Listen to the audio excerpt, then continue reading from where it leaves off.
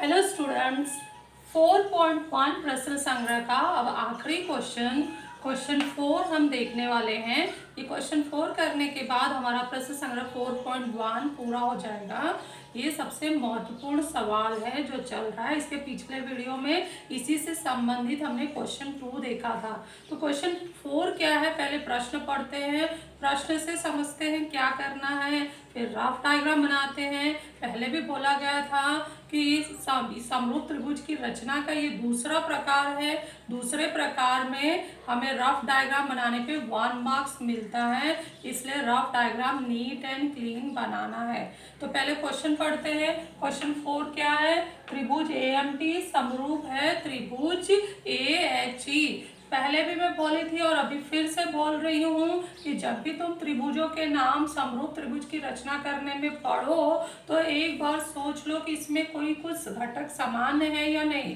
तो हम देख रहे हैं कि यहाँ पर AMT AHE में ए जो शीर्ष बिंदु है वो दोनों जगह है, सामान्य है। तो इससे क्या पता चलता है कि समरूप त्रिभुजों की रचना करने में यह सामान्य शीर्ष बिंदु वाला प्रकार है कि त्रिभुजों के नामों में एक शीर्ष बिंदु सामान्य है। तो सामान्य शीर्ष बिंदु का रचना कैसा होता है क्वेश्चन 2 में हम देख चुके हैं, वही विधि हमें क्वेश्चन 4 में रिपीट करना है।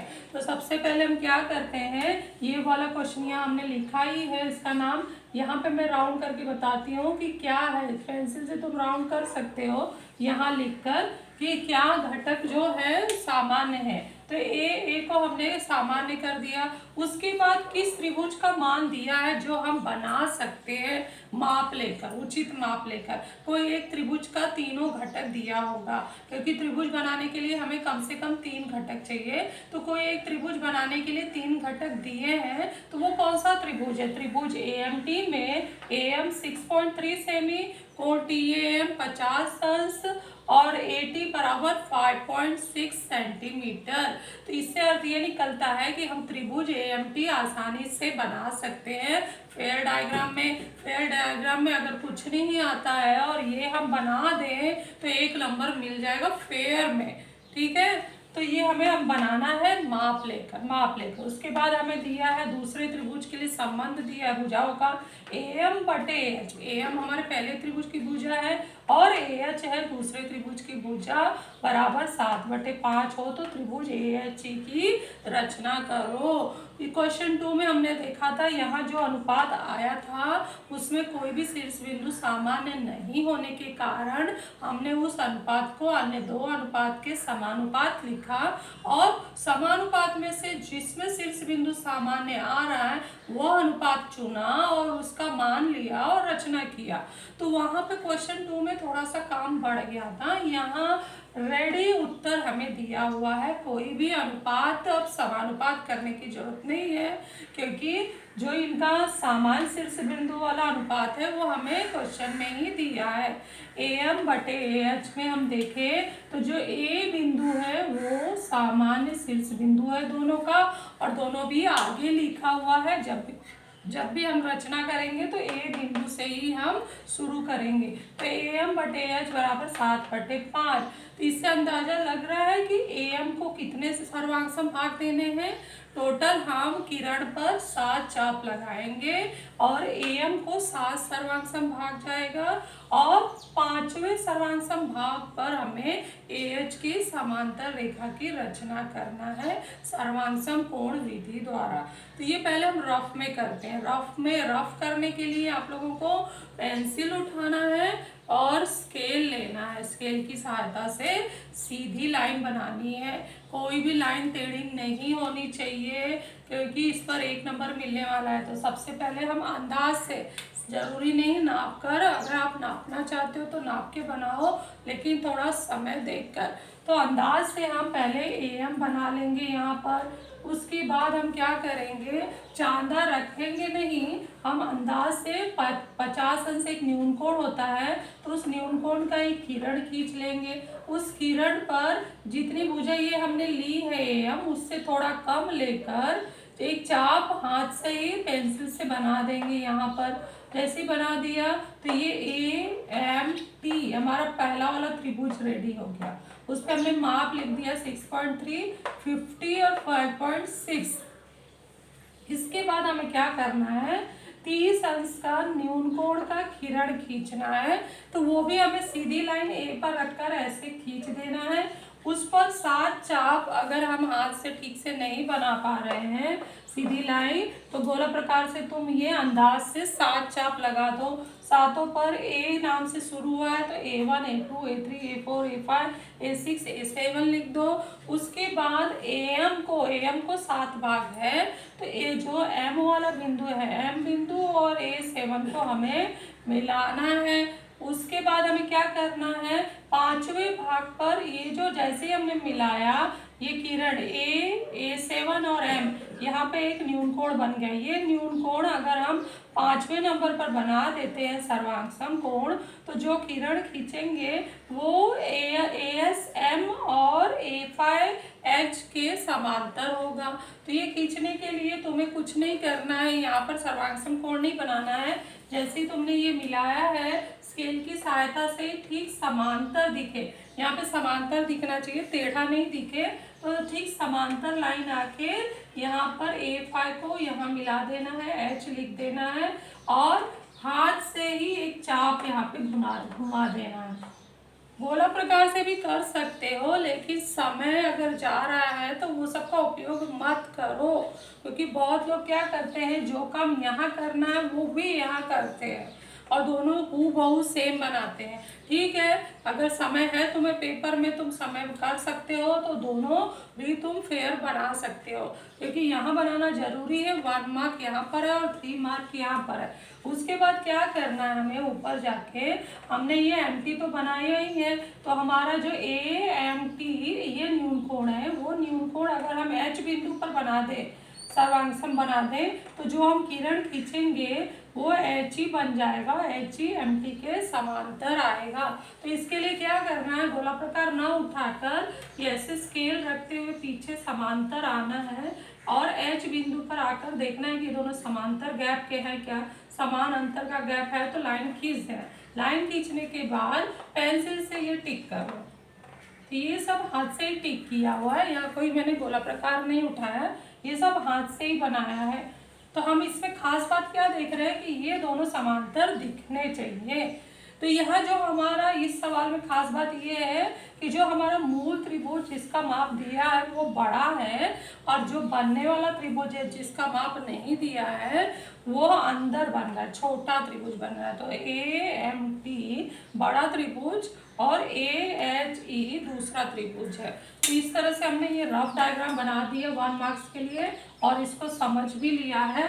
अब हम शुरू करते हैं फेयर डायग्राम। फेयर डायग्राम में सबसे पहले आधार AM 6.3 खींच लो स्केल की सहायता से, पेंसिल की सहायता से। उसके बाद क्या करेंगे, A पर चांदा रखकर 50 अंश का किरण बनाएंगे। तो अब हम क्या कर रहे हैं, यहाँ पर चांदा लेंगे, बिंदु A पर रखेंगे और 50 अंश का यहाँ पे शून्य से शुरू करना है। देखो आधार मैच कर लिया है। बार बार ये दिखाती हूँ क्योंकि बहुत गलतियाँ होती हैं। 50 का सब लोग अधिक कोण की ओर ले जाते हैं, इस तरफ पर भी 50 है।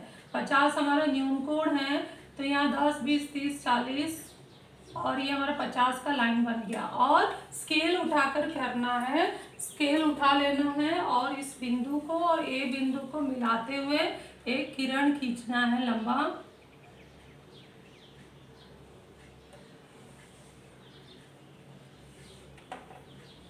ये हमने खींच लिया है, इसको 50 अंश तुरंत मार्किंग कर देना है क्योंकि ये इम्पोर्टेंट है। उसके बाद गोला प्रकार पर हमें माप लेना है। कितना माप लेंगे, 5.6 का इस किरण पर चाप लगाना है। तो गोला प्रकार से स्केल पर रखकर 5.6 अंदाज से सही माप लेना है, बिल्कुल अंदाजा लगाना नहीं है। यहाँ पर माप सही होना चाहिए। ये 5.6 का चाप लगा दिया है। अब स्केल की सहायता से पहले जो चाप लगा है, ये कौन सा बिंदु आया है, टी। टी को हम किससे मिलाएंगे, एम से।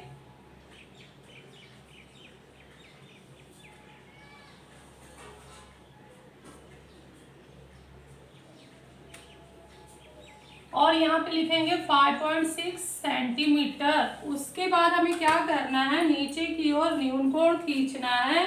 तो हम 30 अंश का खींच लेते हैं।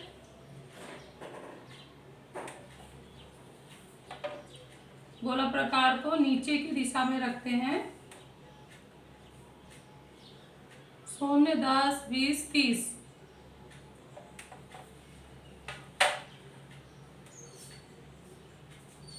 मिलाकर ए से एक लंबा किरण खींच ले रहे हैं, क्योंकि इसमें 7 चाप लगाने हैं। तो किरण पहले से ही लंबा बनाकर रखो। अब अंदाज से गोला प्रकार पर जितनी बड़ी संख्या है उतना हमें उसका चाप लगाना है। छोटी संख्या नहीं, बड़ी संख्या। पहले भी हमने 3/4 में 4 चाप लगाए थे, 7/5 के 7 चाप लगाएंगे। तो गोला प्रकार पर अपनी दूरी देख लेना है अंदाज से और वैसे चाप लगाते जाना है। तो मैंने दूरी सेट कर लिया है, बिंदु ए पर रख रही हूँ पहला चाप, पहले पर रखकर दूसरा चाप, दूसरे पर रख के तीसरा चाप, तीसरे पर रखकर चौथा चाप, चौथे पर रखकर पांचवा चाप, पांचवें पे रखकर छठा चाप और छठवें पे रखकर सातवां चाप। ये निशान बना दिया। उसके बाद नाम लिख देते हैं। ए से ही शुरू करना है, A1, A2, A3, A4, A5, A6 और A7। इसके बाद हम क्या करेंगे, AM को 7 भाग देना है। तो ये पूरा AM के 7 सर्वांग भाग हो गए हैं। तो AM और A7 मतलब बिंदु M और A7 को जोड़ना है। जोड़कर वहां पर हम एक न्यूनकोण तैयार करेंगे ताकि हम सर्वांग कोणों की रचना कर सके। ये हमने जोड़कर बना दिया। यहाँ पर एक न्यूनकोण तैयार हो गया है। ये न्यूनकोण अगर हम 5 भाग दिया है तो बिंदु 5 पर आकर अगर इस कोण का सर्वांग कोण बना देते हैं तो उसका एक किरण तो खींचा है कोण का, दूसरा जो खींचेंगे तो इसके समांतर जाएगा। तो इसके लिए हमें गोला प्रकार उठाना है और अंदाज से अपना आधे से कम दूरी लेकर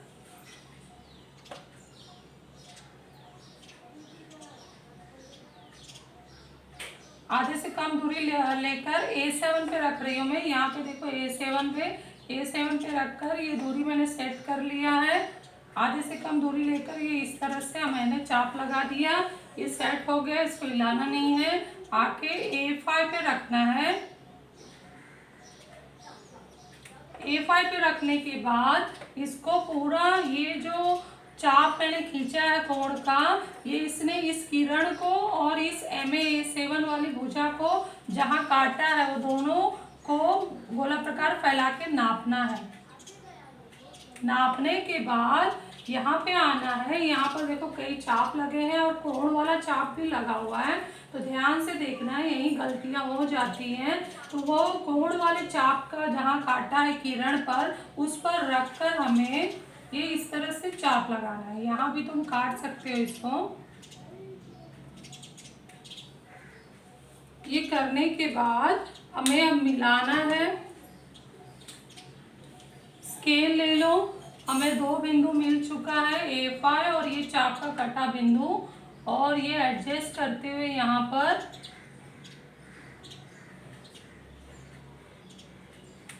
तो ये हमारा परफेक्ट समांतर रेख बन चुका है। नाम क्या होगा, रफ डायग्राम में देखते जाओ।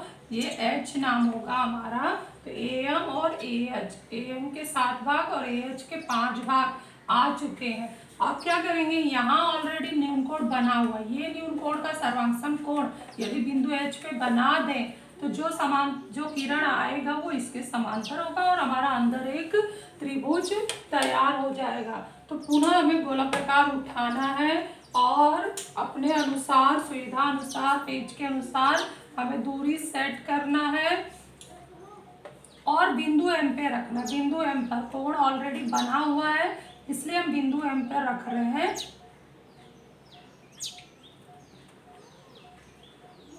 एम पे रखकर उसको बिंदु एच पे रखो और गोल घुमाना है।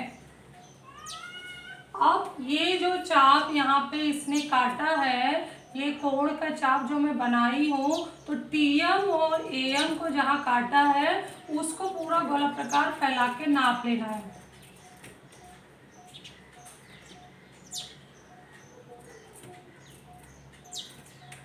नापते हुए यहाँ पे एक चाप काटते हुए इधर आना है और ये कोण जो का चाप बना है एच के आगे, वो भुजा को जहाँ एम को काटा है उस पर रखना है और इस खाली जगह पर अपना काटते हुए एक कटे हुए चाप से बिंदु तैयार करना है और अब स्केल की सहायता से मिलाना है।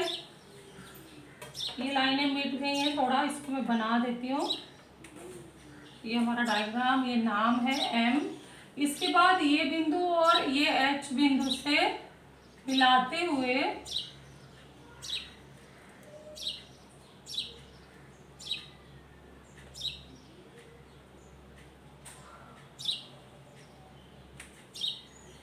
हमारा रेख जाएगा, उसका नाम होगा एच से जो ये ठीक इसके समांतर ये रेख खींचा गया है, उसका नाम यहाँ आके ई होगा। तो पूरा हमारा डायग्राम रेडी हो चुका है। यहाँ पर जो माप त्रिभुज के दिए हैं 6.3 AM 6.3, कोण TAM 50 अंश और भुजा 85.6 सेंटीमीटर ये देना है। और जब हम ये बना लेते हैं तो यहाँ पर एक नया बिंदु 80 पर आ जा रहा है, तो 5.6 को ध्यान देना है कि वो पूरा एरो करते हुए ए से टी तक दिखाना है कि ये दूरी ए से टी तक का है 5.6 सेंटीमीटर। तो स्केल से लाइन खींचकर इसको बता देना है। उसी तरह से जैसे ये एच आ गया तो यहाँ पर ये लाइन बना देना है कि 6.3 हमारा कहाँ तक है, तो एम तक है।